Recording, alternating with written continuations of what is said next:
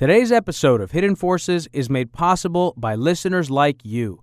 For more information about this week's episode or for easy access to related programming, visit our website at hiddenforces.io and subscribe to our free email list. If you listen to the show on your Apple Podcast app, remember, you can give us a review. Each review helps more people find the show and join our amazing community. And with that, please enjoy this week's episode.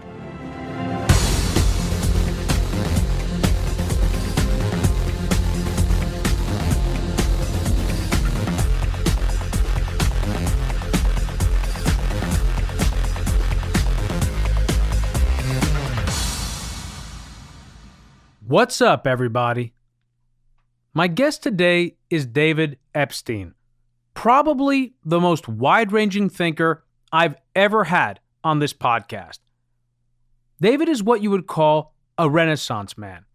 He's worked as an ecology researcher in the Arctic, studied geology and astronomy while residing in the Sonoran Desert, and during his time working as a journalist for Sports Illustrated, co-wrote the bombshell story that revealed that Yankees third baseman and three-time league MVP Alex Rodriguez was using performance-enhancing steroids as early as 2003.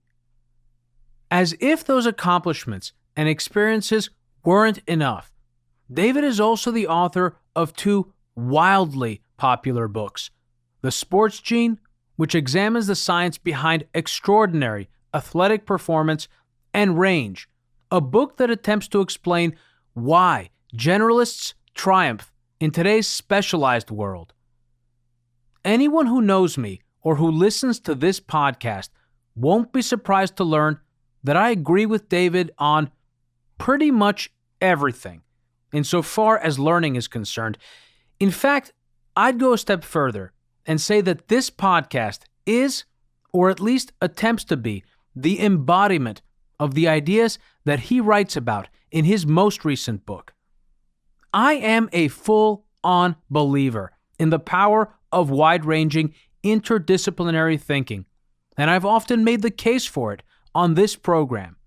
It's why I bring on guests and cover topics from so many different domains and disciplines, because I believe that in order to be successful in today's rapidly changing world, you can't just rely on the narrow set of skills for which you've received your diploma, or confine yourself to the sources and methods of a given discipline or occupation, regardless of how well they have served you in the past. What I love most about this episode and my conversation with David is that it makes the case, empirically, for the type of thinking and learning that I think this show strives to instill. It's formed the bedrock of my own personal and career development, and I'm excited to share that formula with all of you today. And with that, please enjoy my invaluable conversation with author and journalist David Epstein. David Epstein, welcome to Hidden Forces. Thank you very much for having me. It's great to have you here, man. It's great to be here, especially because I'm admiring that you're an over-prepper for interviewing the way I am. You've got your diagrams and highlighted notes and all these things. Did you see this picture here? This is I use these pictures to remind me. They help me navigate the most important content on the page. And this one, I think, is because I wanted to talk about, are we becoming more similar to pre-industrial man? That's the scene where the ape in 2001 realizes that he can use Bashing the femur to hit people. Yeah. By the way, this is great, not to get off track here, but you're building your semantic network by doing this, right? Which is like when you learn something new, you should try to relate it to a bunch of other stuff, visual, auditory experiences, whatever. And that's how you get it to stick more firmly in your mind and be more capable of retrieval, right? If you connect things in your semantic network. So that's clearly you're doing, you intuited your way to that process. Yeah, anyway. so totally. I mean, we could talk about that also. I have a whole process for that. You hear that, listeners? If you haven't subscribed to the Super Nerd tier yet, David just gave us an implicit endorsement of the rundowns. Yeah, I actually have all sorts of methods for doing this. One of the things that I did early on, even before I started interviewing people, was that I would, if there was a book I really liked, I would read it while I was also listening to it on audiobook. And a lot of times, and I would be reading passages that I had heard on the audiobook, and I would remember the street that I was on when I heard them. Mm. You know? Oh, that's so interesting, right? I don't want to get you off track here, No, but it's fine. This is great. one of the researchers in the book named Ogi Ogus, who I talk about his work on the Dark Horse Project, which is basically about how people find work that fits them well. But he's also done a bunch of memory research. I mean, he's a computational neuroscientist, and he won $500,000 in Who Wants to Be a Millionaire. And he got the $1 million question right, but he had decided not to risk it. And what he told me, one of his strategies was, because you want to build a semantic network and relate things to each other, is when he learned stuff, he'd stop and try to relate it to all these other facts. And then in the show, he said they cut out most of the time, so you can like talk to the host as much as you want. So he would just blather and try to bring up tons of random stuff, hoping that something would like cue the right string in his semantic network and the answer would come to mind. And so that was his strategy, and he got all the questions right. That's so interesting. Are you familiar with memory palaces? Yeah, I use some memory techniques myself. I haven't used memory palaces much, a little bit, but yeah, I think it's basically building a semantic network. Yeah, there was also someone who wrote a book called Moonwalking with Einstein. Foer. Yeah, fantastic. He actually won the mnemonic prize, like the best memory prize or something like that. And got a great book and title he out had, of it. and he had no background. He learned how to do that. Yeah. It's amazing. Even for my first book, I started reading memory research, and that's one of the areas where you realize it is tremendously improvable beyond what most people think. Like, we don't normally do almost any of the stuff that supplements memory unless we're having some like really intense experience, basically. That's fascinating, man. So we were talking a little bit about my experience with dementia before we started. The one thing we didn't talk about was the incredible memory improvement that I experienced right after my surgery, because I got my acumen back immediately, because there was some sort of block between short-term and long-term storage. And when I got it back, I don't think it was just my perception. I think it was that my memory was actually sufficiently improved because I had developed all these techniques to build redundance into experience. And afterwards, like, I just had a photographic memory. I'm not sure what it was, but that faded over time. But I had the best memory of my life was after my surgery. Gosh, that's in a category of, I write about these desirable difficulties, these challenges that make learning better in the long run.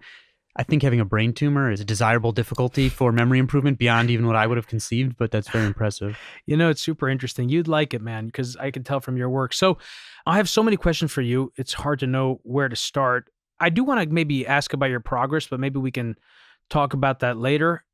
There were two things that stuck out to me. One was this idea of abstract thinking, and the other one was the learning process itself. Some of that had to do with improvisational learning. Some of that just had to do with the fact that the way we learn is sometimes more important than what we learn. What was this book about for you? How do you describe it to people? That's a good question, because it is, right, the question I start with is sort of amorphous, like how broad or specialized to be and why or how. And what sort of the conclusion, and what would make a horribly unmarketable subtitle, but to me is like one of the underlying themes of the book, is that sometimes the things you can do that cause the most rapid apparent short-term progress, whether that's in learning new material, choosing a career, developing a skill at work, whatever it is, sometimes that short, efficient path can actually undermine your long-term development. And that it's these slower, often winding, more frustrating early on paths that sometimes actually give you the advantage in the long term, even if it makes you behind in the short term. So to me, that's kind of the largest concept in the book, although that would have been a subtitle that nobody would have bought the book. So that's interesting. I mean, you talk about that actually, and I think that one of the studies is the rhesus monkeys, where you see that difficulty in learning actually creates stickiness. That's right. So I want to explore a little bit of why that is, but also that brings up a paradox or a difficulty, which is, how do you know when something is just hard? Yeah. And how do you know when it's just hard for you? In which that case, that brings us to sampling and how you should use that as information to make decisions about what not to do. Yeah. It's a really tricky question. And there are a lot of things embedded in there. And on the one hand, we know there are things like when someone's learning new material, if they're not getting at least 15% of the stuff wrong, then it's not difficult enough and they're not basically learning well. But this broader question of, if something's difficult, maybe that means it's not right for you, right?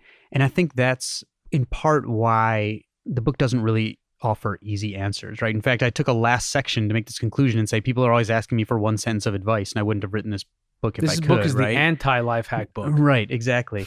And so I think part of the art of learning this stuff. So here, let me go back to, there's this group of studies called the Groningen Talent Studies that I learned about in my first book. One of the women who runs it in the Netherlands is named Mariah Elfring Gemser. And what she would do was find kids soccer players, students, whatever. Some of these soccer players went on to the pros from age 12 and track them and see what in general led some people to continue getting off of plateaus, like to continue getting better when things got hard.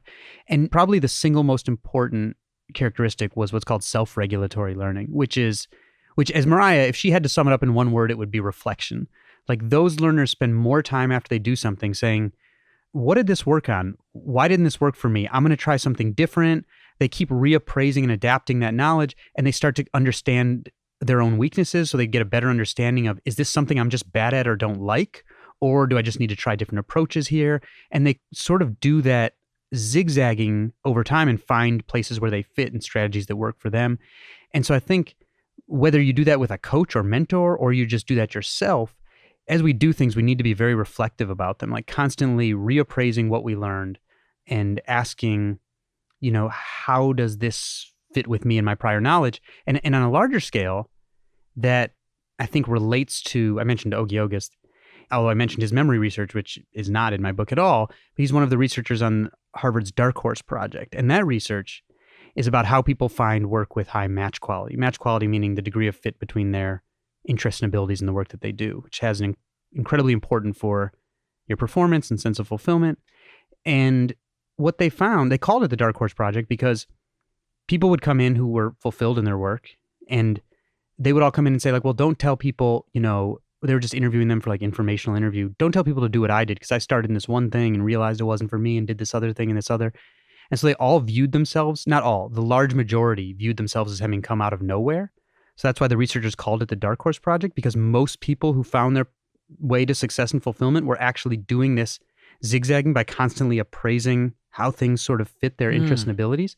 And so they weren't the types to look around and say, this person is younger than me and has more than me. They were like, here's who I am. Here are my current skills and interests. Here are the opportunities in front of me. I'm going to try this one. And maybe a year from now, I'll change because I will have learned things about myself. And they do that, over the course of their career until they find a space that fits them. So that actually raises a few questions for me. One is questions themselves. Is there a difference between the type of intelligence? I mean, this came up for me when I was reading the section with Fermi problems. Mm-hmm. Sometimes a problem is so wicked that in order to get to an answer, you have to approximate it by coming up with better and better questions and kind of hit it from different angles, right? And that sort of came up to me now when you were talking, thinking about when you go through an experience, coming up with the right questions to ask to dig deeper to understand really what was happening, refine and retest. Mm-hmm. Talk to me a little bit about that. How does this type of learning that you described in the book, this kind of range learning, how does that help with formulating better questions or more insightful questions? Yeah, I think it depends if we're thinking about, sort of navigating our own career, asking questions related to a specific problem we're working on, right? So I think most of us, when we do things, if we're thinking about our own development, we don't ask a lot of questions, period. And naturally, you just like decide either I'm good at that or I'm bad at that. And then you just go on. You don't really stop and reflect about your experience. But I think if you're tackling a specific problem, one of the ways that you can use what I call range to help is to draw analogies from other areas, right? And so there's a chapter about analogical learning where when you're facing, and you mentioned wicked problems. So to define that, that's not my term. It's the psychologist Robin Hogarth. Wicked problems and wicked learning environments are those where you're not given rules. You may not even be given goals. The problem may change over time. You may or may not get feedback. It may be inaccurate. And so you're really in unknown territory and you have to try to come up with new solutions. And it turns out one of the best ways for doing that is being able to draw analogies to structurally similar problems from a variety of domains. It doesn't mean, so if you're facing a medical problem, that doesn't mean just coming up with analogies from medicine, which are what's called similar on the surface, similar surface features, but finding structurally similar problems in other domains and using those to help you formulate the right questions in the one you're looking at. What accounts for that? That's a great question. At the base, like brain physiology level, I don't know. I know, as Deidre Gentner, who's one of the world's foremost experts in analogical problem solving, I quote her in the book saying, she thinks this is empirically one of the things that sets us apart from other organisms on the planet, like the ability essentially to learn without experience in a specific task by drawing on structurally similar knowledge from other domains. What exactly makes that work? I don't know. The empirical results show that it works. What the underlying why it works, I'm not really So sure. the way, because I was thinking about it, again, it's so easy for me to get distracted because there's so many threads that tie into many of the different concepts that you write about in the book. But in this case, I was thinking, is this because learning about all these other disciplines actually helps when you're looking at something else? Or is it that learning about all those other disciplines causes structural changes? And of course, there are always structural changes happening in your brain, Yeah. but that somehow your brain changes so that it's better able to adapt to new problems, so that if you were to be on a Martian planet where nothing correlates to anything that you learned on Earth, you'd still be better. Yeah. Oh, I think so. And in fact, when Hogarth talked about being in these wicked learning environments, he likened it at one point to playing what he called Martian tennis, where he said it's like a sport and you just see people doing something, but you have no idea what the rules are. Nobody will tell you, and they can change at any moment, right? So he was using that in the way that you're using being on Mars, which is being thrown into a situation where you have no relevant experience. And in fact, when people are doing creative things, that's kind of, to one degree or another, the situation they're always in. They're trying to do something they haven't done that someone else hasn't done. And that's where drawing on these other areas seems to be like the wellspring of creativity. So I was invited to this very small presentation, and we're not supposed to share stuff from it, but I think I can say this. What they were basically working on, it was using natural language processing. And what they were endeavoring to create, and it seems that they've come very far along, was a system that would effectively allow you to translate a language with no intermediary language, with no Rosetta Stone. And what they discovered was that concepts map to the same place in geometrical space, that a cat in one language maps to the same sort of general area as in another one. Very fascinating. And it speaks to this point about analogies and metaphors. And now we're kind of skipping back to this point about metaphors. In fact, so Alexander Luria's work was familiar to me before coming across your book. And that particular example where he talks about talking to non-modern, rural... He calls them pre-modern, yeah. Pre-modern people, where he gives them basically a logical sentence and says, in the far north, where there is snow, all bears are white. Now you are in the far north. What color are the bears? And they're like, how would I know? I've never been to the north. How would I know what color they are? And that also comes up in the chapter with the students in math class, which is an amazing chapter when you see how they're trying to process and understand. Oh, I'm glad you enjoyed that one. I almost cut it. I love that chapter. I love when she's like, math is twice as long as social studies. They're like, wait, I thought recess was the longest. Right. She's trying to make like a conceptual point and ask a question, right? And they are stuck taking it like really, really seriously, right? So that's a So, and we take this for granted because we learn how to think this way. I don't remember where I had read this. It might have been in Ong's book, but I think actually it was James Miller who said that thinking that language is like legislation for Parliament. It's what the brain does. And again, it brings me back to this point about concept and metaphor. Oh, so you bring up the Flynn effect and the fact that IQs have been rising 3 points every decade? Yeah. And that this is accounted for almost entirely based on the more abstract parts of the test. Yeah. So the places where improvement was expected the least, right? Like the Raven's progressive matrices, where you just have to fill in abstract patterns that are missing. That was designed to, like, if aliens land, it would be able to assess them because you don't need to have learned anything in life. Turns out that's where the most improvement has been. Yeah. So the thing that comes up in reading your book is that this might be because we're living in a period of increased change, that every decade is not just that the world is changing more, but the rate of change is changing. And that the stuff that we learned 10 years ago or that our parents knew becomes increasingly less relevant to us. And so that in order to traverse this landscape, we need to have more abstract ways of approaching the world.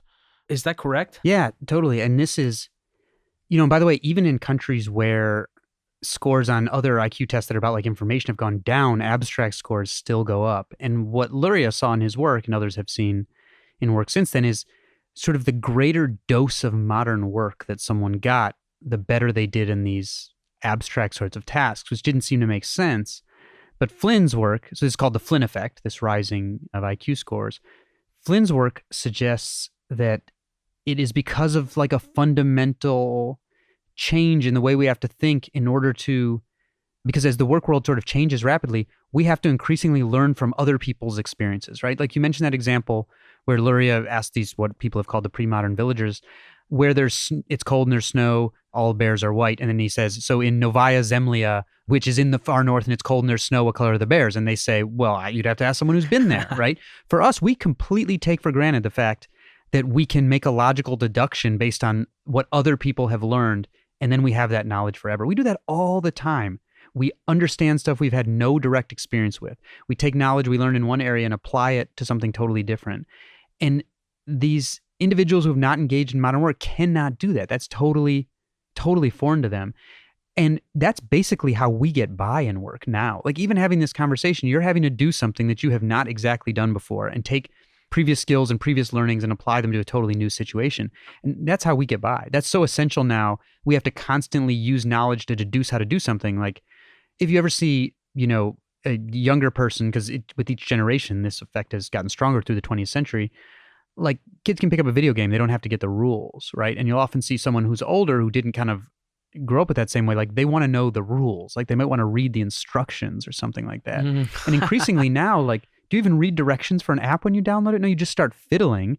And based on the knowledge you've accrued by fiddling with other things and apps, you just start to kind of deduce it. That would be like totally foreign to people who didn't grow up in a culture where they have to use abstraction to learn things from experiences they didn't have, but that other people have. That's also interesting because there have now developed an abstract set of behaviors that we engage in when we deal with new applications. We expect things to behave a certain way when we swipe, when we scroll. Right. And that's sort of universal across applications. Those sort of get embedded in there. Yeah. Yeah. And so you learn those fundamental skills, right? And then you can transfer them to other places. And if they don't work well, then you're kind of confused, but to try something else, right? But we're constantly, like, I don't know when you first even started swiping but I didn't like necessarily grow up with that stuff, right? I didn't get a cell phone until I graduated from college. The iPhone was the first. Right. And so we adapt to that, right? But it's very different than, you mentioned working in, sort of an industrial economy, essentially, which is not pre-modern, but even some of our, parents or grandparents could expect a life where they had a discrete period of training and could then apply that forever in the work world. That is absolutely not the case now, right? Like we're having to relearn and reinvent over and over and over and over.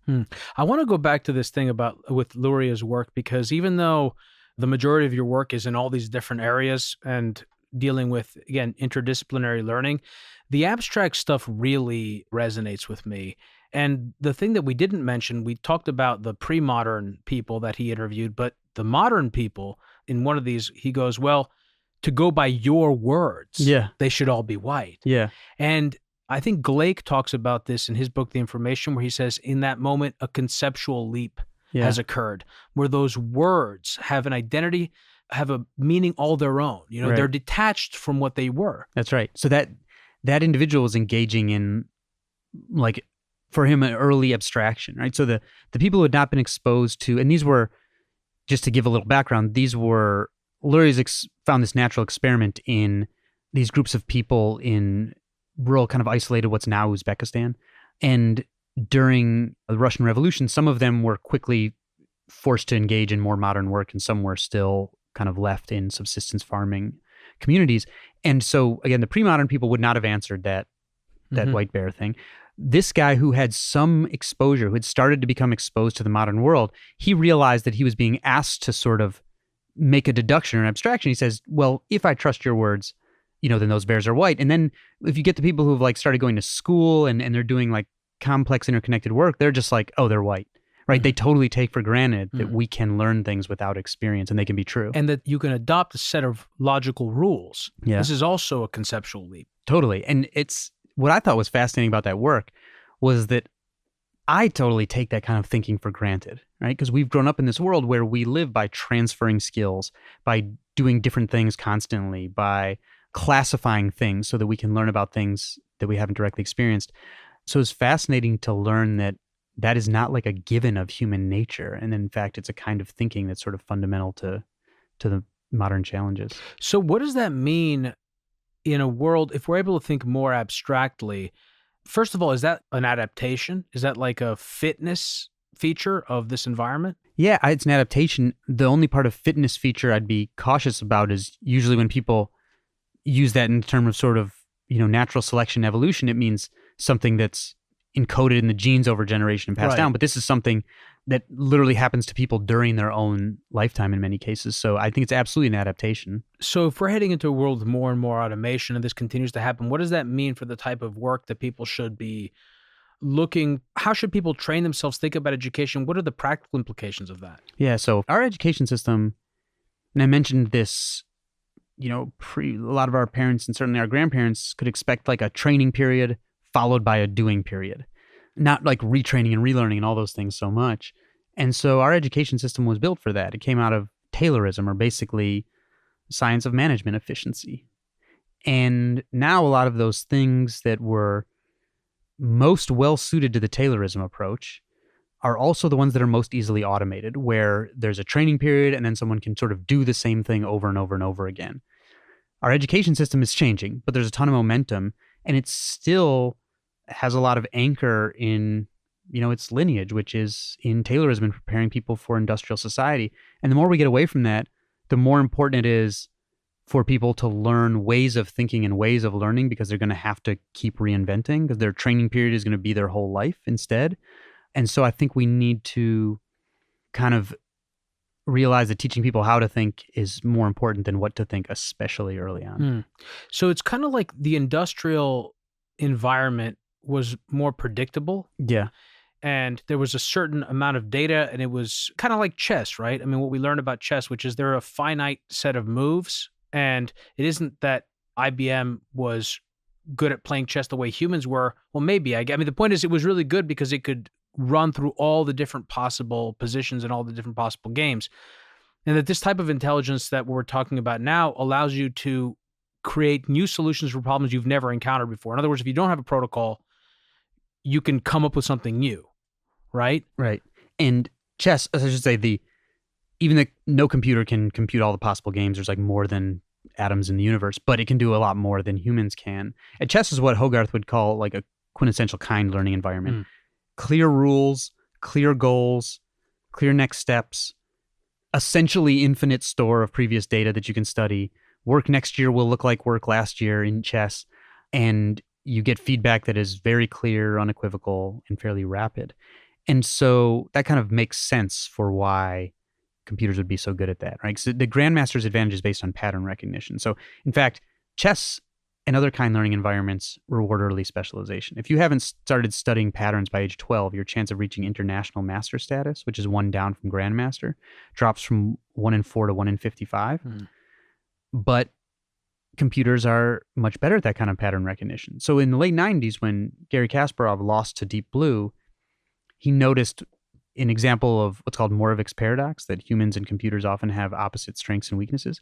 And he noticed that the computer was so much better at tactics, which are like the patterns, the small combinations of moves, that it could beat him. But that he felt it wasn't as good at strategy, sort of this more amorphous, like how do you arrange the little battles to win the war? So he helped start these freestyle chess tournaments where anyone can play in any way they want. So computers play alone, grandmasters play alone, people play with computers. And the winners were not grandmasters, not supercomputers, not grandmasters with supercomputers, but 2 amateur chess players with 3 normal laptops. And so all of a sudden, when you could outsource all that pattern learning that Garry Kasparov had spent his life doing, and suddenly the best people had this totally different skill set where they knew something about computer algorithms, they knew something about chess, they could handle lots of streaming information and sort of coach the chess computers on where to play next. It was really interesting because seeing even some of the winners of these tournaments, they would say they couldn't even really analyze the game. They just knew how to sort of like coach the computers better. And so I think increasingly, these are called centaurs, these human computer partnerships. And I think increasingly that's like a model we should think of preparing for in work. So to use another example that's not in range, I looked back at news coverage in the early 1970s when ATMs first came online. And it all says, okay, bank tellers are going out of business, overnight. And in fact, what's happened is that as there have been more ATMs, there have been more bank tellers, because ATMs have made each branch cheaper to operate. And so banks have opened more branches, fewer tellers per branch, but more tellers overall. But it has totally changed the job from one of these repetitive cash transactions to one where the tellers are like customer service representatives and marketing professionals and advisors, like this much more difficult, broader, harder to automate sorts of skills. And so I think those are sort of models we should keep in mind as we think about how work is going to change. That Kasparov story is funny. When he first lost to Deep Blue, we did an episode, we talked about that with Hannah Fry. And I didn't know this, but apparently Kasparov thinks he could have beaten Deep Blue were it not for the fact that Deep Blue, it would pause. Yeah. And it He threw thinks him it off. cheated. Yeah, it's like behavior algorithm. Yeah, that's interesting. And he's critical of other things they did. Like he thinks there was sort of maybe some rule bending or breaking with like mid-game programming and all this stuff. He said, that like today the free chess app on your cell phone would beat it. Yeah, exactly. Now, so. Yeah. So you talk about the Challenger, Space Shuttle Challenger disaster in the book, and you make a very small mention about either Apollo 11 or Gene Kranz. Have you read Gene's biography? I have, yeah. Okay, so I thought about Apollo 13 when I was reading this book before I got to the part with Challenger. And I wonder, did you compare those two in your mind, the case of the 1970 disaster in space, where they had to figure out how to take the lunar module and bring it back? I think the lunar module was only equipped to keep 2 astronauts on the moon for like 2 days, but they had to figure out how to make it last for 4 days with 3 astronauts in it. Yeah. And they had to totally improvise. I mean, think completely out of the box, right? Yeah. So I guess 2 questions is first, how does that compare to Challenger or some of these other environments? And also, what does that say about NASA and other organizations when they're young and then when they get older and they become more process oriented? That's an interesting question. Interesting we're talking about stuff. I've done a lot of podcasts, but some of this stuff I haven't talked about at all before.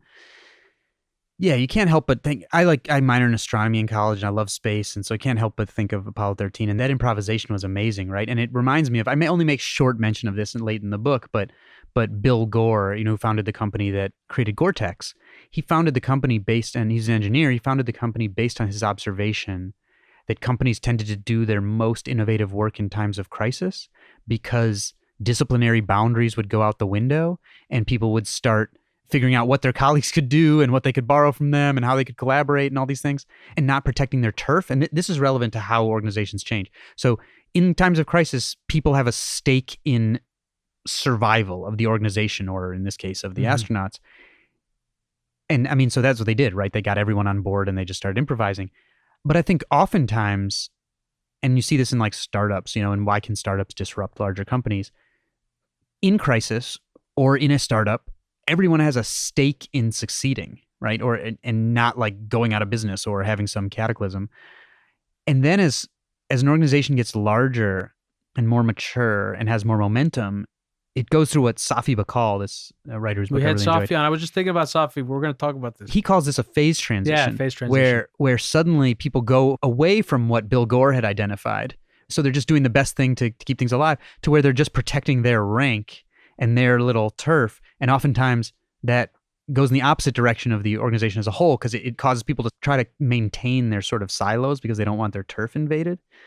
And I think that happened when, as NASA, as post-moon landing, as funding becomes more challenged, and so there's sort of a harsher congressional eye on NASA, what happened, and the same thing that happens with a lot of companies that get mature and then face some trouble, is people retreated into their disciplinary silos and started very rigidly following previous processes. And in the Challenger case, as I describe, they did that even to the point where they found themselves in a situation the process was not made for, where they demanded data in order to make a decision. But the engineers that were saying, I don't think we should launch, did not have the data. Nobody had the data. All they had was hunches. And so the ultimate ruling was, well, if you don't have the data, it's not an engineering call. Like, you're just going on superstition. And so they followed their process, which was sort of a CYA thing. And obviously they had a disaster. And years later, when they had their only other, because NASA's amazing, but when they had their other major disaster, Columbia, the Columbia Investigation Board said it was such a cultural carbon copy that they deemed NASA not a learning organization. They hadn't learned from Challenger. And what they saw there was engineers who wanted a photograph of what they thought was a damaged part of the shuttle, asked DOD for some high-res photographs. And when their managers found out, they apologized to DOD. They stopped the request and said, sorry for going outside of normal channels. This will never happen again, right? Where normally in time of crisis, you want those disciplinary boundaries going out the window. And I think they just became so rigid in their process that the process became like an end unto itself instead of an ends for a means. Yeah, it's ironic because they were taking more risk by being risk averse, by following process. Yeah. Yeah. And when things were going according to previous experience, the process was great. Yeah. So I by no means think they should just start like freelancing out of the blue, right? It's just that, and Richard Feynman noted this in the Challenger investigation hearings. Like I read all the transcripts there and it was actually interesting. He caught on to this, even though it didn't sort of end up in the final report, that they needed to recognize when they were outside of previous experience, and that in that case, the previous procedure needed to be amended or dropped, and they need to find other ways to think about things. So we had Safi on the show some episodes back. I think it was 80-something. And of course, we talked about Vannevar Bush. We also did an episode on Claude Shannon. So this kind of intersected. And Vannevar played the role of the team leader that brought people from disparate domains into one place fighting for a common cause. Like we talked about the story of microwave radar and its deployment over the Atlantic and how that led to the turning of the tide and the sinking of all these Love this book, by the way. I should say Loonshots. It is a great book. Yeah, no, it's a very good book, actually. It's done really well, like your books. Both your books are bestsellers, I think, right? Yeah. So, I mean, these types of stories fascinate me. And one of the stories, actually, that's in your book that could have easily been in Safi's book is the story of Nintendo. And what's the name of the founder? Or not the founder, the guy that was working? Gunpei Yokoi. Yeah. Gunpei Yokoi. So who coined that term? His philosophy, lateral thinking with withered technology. Yeah. He did. And of course, that's a translation from Japanese. One of the helpful things, in both my books, I've had some foreign writing that never appeared in English translated, which is always a brilliant. fun thing to... Another thing I'm super jealous of, you have a statistician on contract. Yeah, and he's amazing. a friend, and he would do it for free, I guarantee you, because, I've done that with him. He would just do it for fun. I just don't want to take advantage of him, and I want him to feel obligated to take my phone call. So when I'm in this period in the first year of research where, and I don't want to distract from lateral thinking with withered technology, we can get back to that. I love this. In the first year of research, and this relates to some things I've been thinking about and we've been talking about, but I don't write.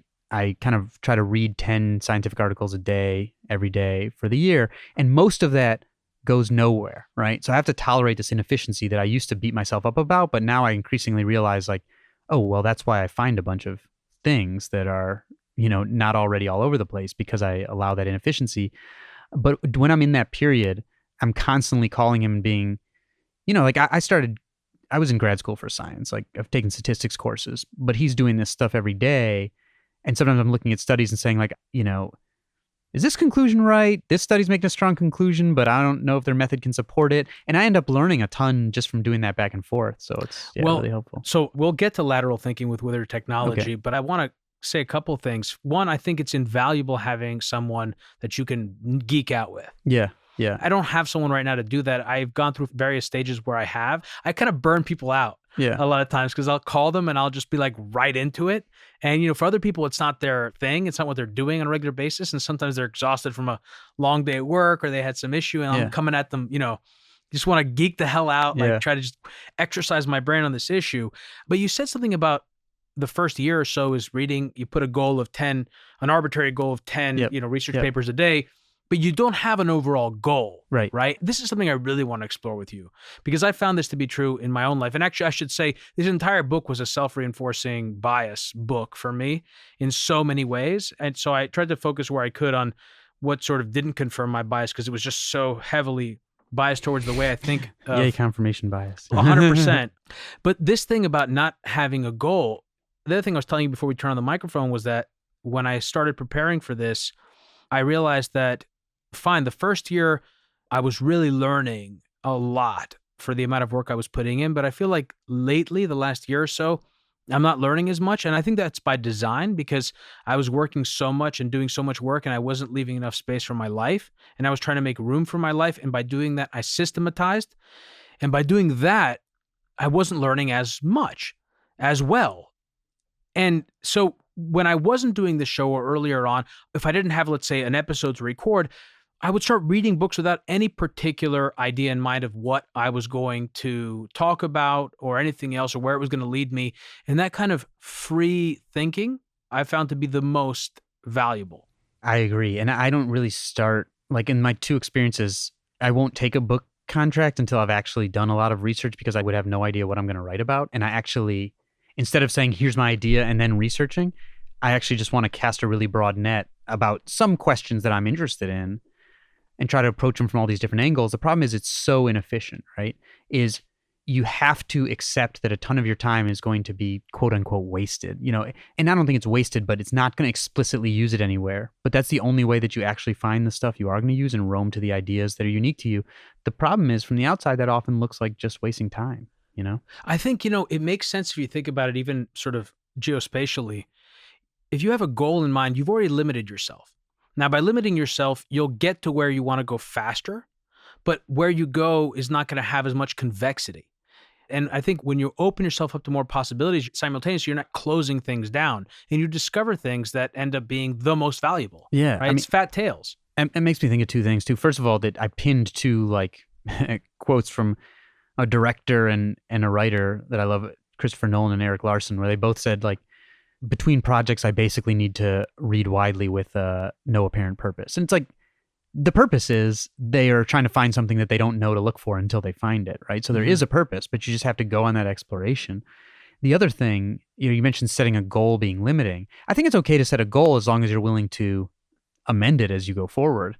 And as I was doing this reporting, I was reading a lot of Nobel acceptance speeches, and I'm interested in doing that anyway. And one thing that I found really interesting was almost every year in recent years, someone who's winning a Nobel Prize in the sciences says, well, of course, I wouldn't really be able to do my work today because now you have to basically say what you're going to find before you find it when you're applying for a grant. And I'm like, maybe we should be paying attention to the fact that they're all saying that. And I'm sure they had some goal when they were doing their research. They weren't just randomly deciding what to do, but clearly were willing to, or felt they had the freedom to deviate from that goal when it made sense. So what popped into my head when you were talking was an episode that we did with Bill Janeway on the innovation economy, on the work he's done. Are you familiar with it? Mm-hmm. So we've funded so much research without knowing where it will go. Mm-hmm. I've come to the view that that's important. And I think that we discount that, and we discount the role of heavy investments at the early stage of the innovation cycle where risk is fraught and normal businesses are not going to invest. Yeah. How does that relate to your research, and what do you think about that? No, I think you're exactly right. And I sort of talk about that toward the very end of the book, where we actually need to allow for this inefficiency. And if you look at the history of science, so many of the biggest breakthroughs have come from someone who is pursuing a particular question that interests them, but that question does not tie to the eventual application that makes the breakthrough, right? And I think we talked about Vannevar Bush. When he wrote his report for the president, he managed the U.S. scientific efforts during World War II. And his report, Science, the Endless Frontier, was essentially describing successful research culture. And he would use these phrases like, it basically comprises of bright, curious people pursuing questions of their own volition and interest. This was not a pie-in-the-sky guy, right? He's dealing with the Manhattan Project and mass production of medications and things like that. But he realized that the best way to get to those applications was actually to allow this inefficiency, because we, by definition, could not really often, in many cases, not know what we were looking for. Well, Vannevar Bush had pushed Claude Shannon to go to Cold Spring Harbor to learn about genetics and DNA. Yeah. I mean, this is remarkable. So when I first got into journalism, because I was living in a tent in the Arctic training to be a scientist when I decided for sure to become a writer. Story. But one of my early jobs, I was writing about at this startup that was writing about higher education policy, and I would sit in on hearings in Congress of the Science and Space Subcommittee in the Senate. And at the time, the chair was Kay Bailey Hutchison, and she would often start meetings by taking this a stack of research proposals and taking one off the top and reading whatever the title was, and then tossing it and saying, if it didn't directly say we're going to discover some commercial technology, then she would say, how is this going to help us get ahead of China and India? And over and over and over. I mean, and she was identifying things in geology, biology, anything that wasn't directly tech engineering, right? And geology and biology and economics, these are huge breakthroughs, and productive innovations have come from these disciplines. It was sort of scary to hear this idea of purifying selection, where you say, we only want to fund these narrow things that will lead directly to some commercial application that is named in the proposal. Because I think that really defies everything we've learned about how innovation often works. Yeah, it's so interesting. So why do you think it is that people have this predisposition towards thinking categorically? Is it because we have a structure that the human brain, by definition, stereotypes? That's how we learn. We put things into groupings. I mean, what accounts for this? You mean this idea that we should kind of go straight at something? Yeah, or very like, again, clearly? Claude Shannon, who encompasses so many of these things, including the importance of play and unstructured learning, which Yeah. I like to talk I about. think But A Mind at Play is the title of his biography. But yeah. Jimmy Soni's book, we had Jimmy Soni on, that's right, The Mind at Play, exactly. And, he studied Boolean algebra at Michigan, and then he studied electrical engineering with Vanaver at MIT. Yeah. And that was integral for him to create the mathematical theory of communication, which he wrote on the side That's while right. he was working at Bell That's Labs, right? Right. In which he said, just so happened nobody was familiar with these two different domains at the same time. Yeah, right? remarkable now. Like, laid the foundation for all of our digital computers. Exactly. And this is the guy, by the way, I said unstructured learning and playing. He created all sorts of things. Of course, there was the mechanical mouse, but he also created a flame-throwing trumpet for his son, reportedly. Yeah. But there's something that came up a number of times when I was reading your book in my mind, which had to do with not just unstructured learning, but self-teaching. Mm-hmm. What is it about being self-taught? There's so many interesting aspects of that. Yeah. First of all, like, what is it about that separates that type of learning from other types of learning where you're taught, unsupervised versus supervised? And also, is there something more fundamentally ancient about that type of learning? I mean, I don't know. I kind of just throwing it out there because that's what I do every week, and I suck at being taught. I've never been really great at sitting in lectures. I'm much more interactive, but also I much prefer reading something, finding it interesting, like your story about going to Columbia Library and having all the citations hyperlinked. Like, totally get it. You know what I mean? Being able to just go. Wow, you really did your homework. Being able to fly. Yeah, I always do. Being able to see one thing and say, you know what? Halt. I want to learn more about that. I want to learn enough where I no longer feel like I need to, and then I'm going to continue. That never was something I could do in class because it was structured. There was a syllabus. Yeah. This is what we're going to read today, and that's it. Yeah. That never worked for me. Yeah.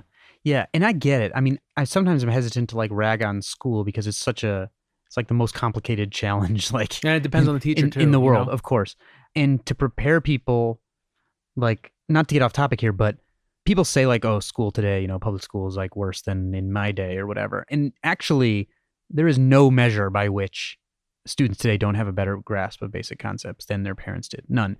You can look at like any achievement test, like what you need to do to reach proficiency levels in different grades is so much more difficult than what you had to do in the past. It's just that the work world challenges have been moving even faster. Yeah. So I found that fascinating. I remember reading that in the book, and that didn't make intuitive sense because I felt like everyone's getting stupider. Yeah, but then so that's why I printed. I took like a question you needed for 6th grade math proficiency from Massachusetts, like middle school in 1980, like sort of very beginning of explosion of the knowledge economy, and then in 2010, and one of them is like the former you just need to like memorize an algorithm. The latter you need to turn words into variables and have multiple parts interact and all these things. So it's so much harder. And that's the same level of proficiency. So students have a harder challenge. Teachers are faced with having to teach in a way that they themselves did not experience as students. So I think that's really difficult. And so what I think the problem often is, and you mentioned early on the rhesus macaques, the studies that looked at if you gave them hints frequently while they were learning, they did not retain that knowledge, even though they looked like they did. So once you took the hints away, like it was a disaster. So I think forms of excessive hint giving in classroom learning really hamper learning overall. And teachers don't even often know they're doing it, right? Like that's sort of the opening scene of that chapter in Range is a teacher who outwardly kind of seems to be doing a great job, but her students are, I don't want to say tricking because they're not doing it on purpose. They're just trying to get to the answer as quickly as possible, asking questions in such a way that they will eventually get her to give hints that kind of give away how you can just like solve the problem without really understanding what you're doing. Yeah. And only later in the class, even though they've gotten all this stuff right, does it become really obvious that they actually have no idea. Wait, was that I thought that chapter was towards the end, the one with the math students? No, that was chapter 4. Okay. There's a later, yeah, that was chapter 4. Okay, because the one I'm thinking of as you're talking was the one that compared to the Japanese classes. But that's not the one you're... Yeah, no, it's in that chapter also. It is. Okay, yeah. So I had it, for some reason I had it later. That stuff is fascinating, and that goes back to the point about abstractions. You can see how they're not going macro enough. Yeah. They're going as macro as they have to in order to solve the problem. That's right. The minimum amount of information. Which is smart in a way. Yeah. They're being expedient. They're being efficient. Right. Exactly. And the problem is that being efficient in your learning is often not good, right? And so self-teaching, as frustrating as it may be, it removes that hint-giving crutch that very often leads to people not learning anything at all. There's also something just really cool about it that I appreciated more while reading this book and reflecting on it, which is, I mean, you're teaching yourself. It's such a powerful thing, especially in this economy today, to develop the tools to learn on your own. And I don't know how common that is. So maybe, we could talk about that also. But another thing, this kind of, it's not exactly improvisation, but you talk about inside thinking and the dangers of inside thinking. I'd love for you to maybe tell our audience what that is. But I wondered, if you extrapolate that out, could that not lead to an economy where systematically, a society where people are taking less risk overall? Because inside thinking is all about doing judging your ideas objectively about the metrics of risk. And then if everyone's doing that, isn't everyone sort of not taking as many risks and innovation would drop? I think that's definitely possible. I mean, so the inside view, or what psychologists call the inside view, is essentially when someone focuses very narrowly on all the little details of whatever task it is they have at hand, whatever. They're making an investment. They're doing home like an entrepreneur. Whatever. A classic case of an entrepreneur is like you overestimate your own chances of success. That's right. And you'd never start a business if you actually looked at it objectively. Yeah, maybe that part's actually important, right? And the problem with the inside view sometimes, and it's not that we shouldn't do that, focus on those details, is that that's intuitive for us. Like if we need to solve some kind of problem, we focus on all this minutia and ignore the outside view, which is essentially kind of like using analogies, which is looking at all these structurally similar cases and saying like, well, what usually happens and what usually works? And a better way to make judgments turns out to be at least starting with that outside view, right? We do the inside view very intuitively. Here's an interesting example. It's so persuasive, this inside view, that if you ask someone to research, say, political candidates or like a horse in the Kentucky Derby, the more facts they learn, whatever question they investigate, if you ask them, why might this person win? As they learn more facts, they will raise the probability that person or that horse will win. If you ask them, why will this person lose? They will raise their probability prediction of why that person will lose.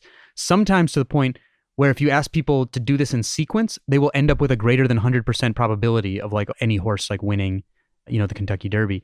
And so because whatever question they're focused on, they're not like trying to disprove it, right?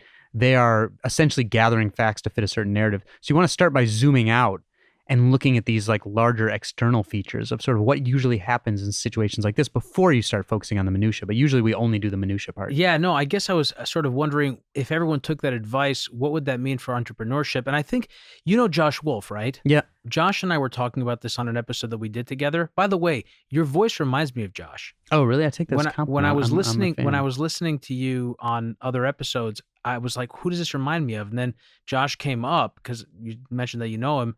And you sound a lot like him. Not just because we're both digressive and talk a little fast. You're both a little nerdy. You both kind of talk a little fast. And I think there's something similar there. But I wonder, because it is kind of, in order to be a successful entrepreneur, in order to start something from scratch, you have to have a ridiculously sort of almost naive, in most cases, sense of what you can accomplish. You're going to completely overstate the odds in your favor. Maybe. Or you could also, right, just think that the odds are low, but the payoff is really high, which I think is what a lot of people think about when they think about betting, for example. They're like, I want this side, not that side, right? I want this boxer, not that boxer, which makes no sense. How you should be thinking is, I would take this boxer that I don't initially want for X odds or X payoff, right? And I assume lots of entrepreneurs know that they're facing uphill odds, right? Because that's one area where the outside view is pretty well known, that most startups fail, but that the payoff can be really high. So that's a good gamble to take. Yeah. But there's something about the optimism of starting something, Yeah. When I look back at when I started this podcast, I think it was ridiculous that I thought I could get it to where it is today in terms of listenership and everything else. It's ridiculous when I look back objectively at it, and so many things could have gone wrong, and I put in insane amounts of work and it still could have not worked out. Yeah. But also you're obviously a very curious person. And so my guess is that would failure have meant slower audience growth than you currently have? I don't know, but my guess is that there's a lot in this process that you enjoy and find of value no matter what. And so, of course, you hope for it to develop a listener, in audience, but that there's a lot more to it for you than that. So this is really great because what you're touching on is something that Steve Jobs and many other people have talked about it when he said in his Stanford speech, and I'm sure other places, that you should do what you love, because even if it doesn't work out or if you don't get rich or whatever, you're still doing what you love. And if you're doing something that you don't love, in order to be successful, you have to work so hard that you'd only have to be insane to actually do it if you didn't love it. And this speaks to this thing about sampling. Yeah. We touched on it a little bit, but I really do want to get into it because it's one of the most tangible, clear reasons why this makes sense. This approach, the Roger Federer approach, as opposed to the Tiger Woods approach, which is that you don't know, right? And also just generally, life is uncertain. We change. The future is unknown. The idea that we can have our lives planned out, not even necessarily from an early age, which is just ludicrous, but even anywhere along the road, we close ourselves off so much to learning about ourselves and the things that we're most aligned with. And the things that we're most aligned with are where we're going to excel with the least amount of effort. Right. And find the greatest sense of fulfillment. That doesn't mean there won't be effort, but we can get farther, right? So again, you're getting at this issue of match quality, the term economists use to describe the degree of fit between one's abilities and interests in the work that they do. And it doesn't mean the work will be easy, but it turns out, as a researcher told me, that everyone's familiar with the concept of grit, right? Stick-to-itiveness. Angela Duckworth. Right. And it has a very specific, actually, psychology definition. But anyway, I think the general understanding is good enough. What this other researcher in the area told me is when you get fit, it looks like grit, meaning that grit isn't necessarily something that just is innate to a person no matter what they're doing. But then when you get someone in a situation that suits them well, they will display some of the characteristics of grit, even if they didn't before. Turns out you can take someone who's really competent in one area, put them in other areas where they're totally uncomfortable, and suddenly they'll look not very gritty, right?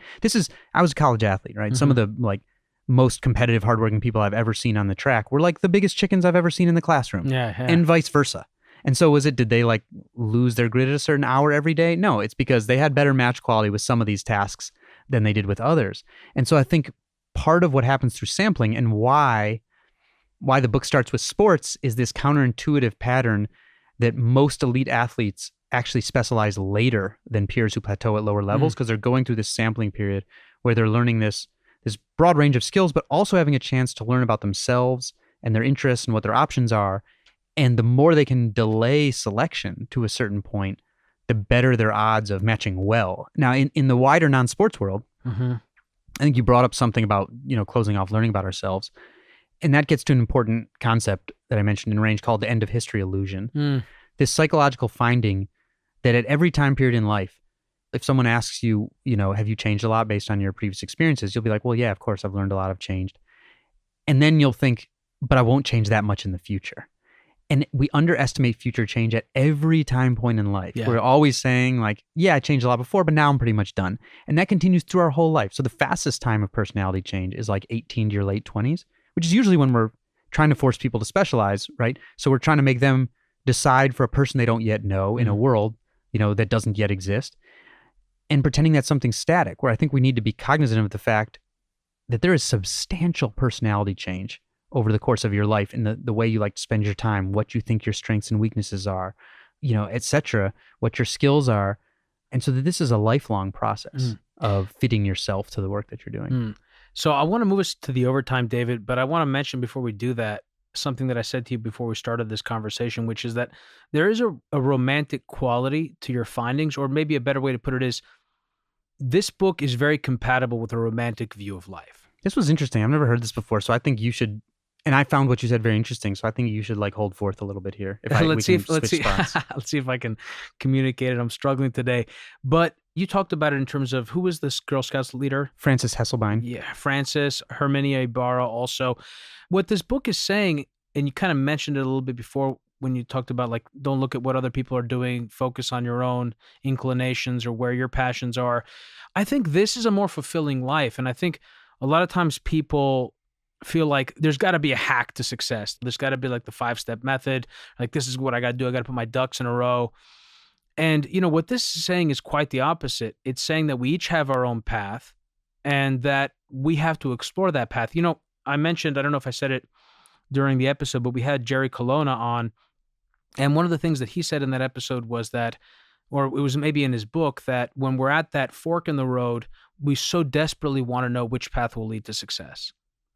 But we can't know, and even the sort of posing it that way is almost an illusion, because we are the path. We are like the accumulation of our experiences. And anyway, I feel like there was a strong element of that in the book.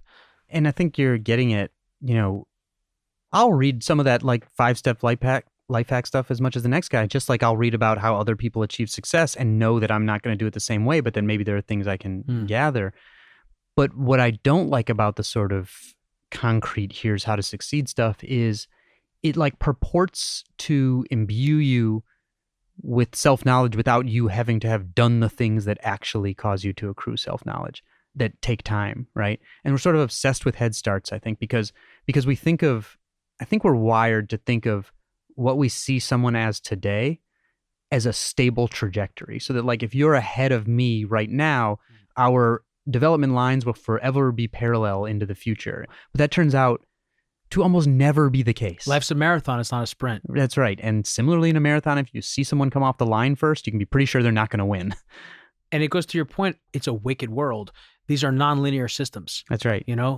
That's right. And there's nonlinear payoff. Not only that, and this is just sort of microcosm of that, but one of the studies that I found early that I enjoyed was this economist who found a natural experiment in the higher ed systems of England and Scotland. The systems are very similar, except in England, students had to specialize in their mid-teen years to apply to a specific course of study. In Scotland, they could keep sampling, later in university if they wanted to. And his question was, who wins the trade-off, the early specializers or the late? And turns out the early specializers jump out to an income lead because they have more domain-specific skills. But the late specializers get more time to sample and learn where they fit. And so when they do settle down, they have better match quality. So their growth rates are higher. So by 6 years out, they fly past the early specializers. Meanwhile, the early specializers start quitting their career tracks in much higher numbers. And so one of his conclusions was that in higher ed, the return to learning about your personal match quality is higher than the return to the specific skills that you learn. And I think that's sort of a lesson for That's life. powerful. Yeah, no, that's super powerful. Also, you can't see past the horizon. You can't see past your face. You can't see past your nose. So you don't know what the future holds. So you don't know the stuff that you think today is a waste of time might actually be the most essential thing you ever learned 5 years from now. Yeah. And it could catapult to a new place of success. David, stay put. We're going to move it to the overtime. For regular listeners, you know the drill. If you're new to the program, head over to patreon.com/Hidden Forces to access our audio file, autodidact, or super nerd tiers where you can get access to the overtime of me and David talking, as well as to the transcript of our conversation, as well as to this illustrious, very beautiful rundown full of pictures from Jim Henson's Labyrinth, Stanley Kubrick's 2001. See, I got David Bowie here.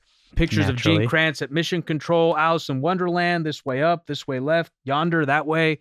So, David, I appreciate it so much. Thank you for coming on the program, and stick around. We'll be right back. My pleasure. Thank you for having me. Today's episode of Hidden Forces was recorded at Creative Media Design Studio in New York City. For more information about this week's episode, or if you want easy access to related programming, visit our website at hiddenforces.io and subscribe to our free email list. If you want access to overtime segments, episode transcripts, and show rundowns full of links and detailed information related to each and every episode, check out our premium subscription, available through the Hidden Forces website or through our Patreon page at patreon.com/Hidden Forces. Today's episode was produced by me and edited by Stylianos Nicolaou.